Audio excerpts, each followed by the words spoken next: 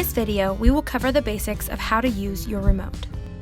To turn your unit on, press the off button and the high flame button at the same time. Your unit will begin to beep and will generally take 30 seconds to 1 minute for the flame to turn on. If your unit doesn't turn on, press the off button. You may hear some clicking. Wait 1 minute and then try to turn it on again. If it still doesn't turn on, you may need to check the batteries. Turn your unit off by only pressing the off button. If you would like to change your temperature from Fahrenheit to Celsius and see a 24-hour clock, you can change this by pressing and holding the off button and the low flame button at the same time until the display reflects the right time.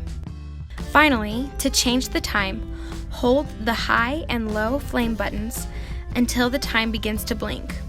Use the high flame to adjust the hour and the low flame to adjust the minutes. Thank you so much for watching. For questions and free estimates for fireplaces, barbecues, hot tubs, and so much more, visit us at www.maplemtnfireplace.com or give us a call at 801-489-5052.